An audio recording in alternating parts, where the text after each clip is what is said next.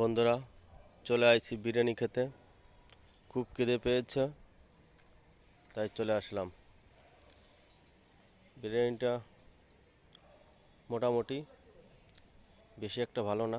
এখন কি করব বলো, খুব খিদে পেয়েছে, খেতে তো হবেই। যাক, বসে বসে খাই। এখন কি করব, পেটটাকে ঠান্ডা করি। পেট ঠান্ডা করলে সব কিছু ঠান্ডা হয়ে যাবে। তা বন্ধুরা, দেখতে থাকো, ঠিক আছে?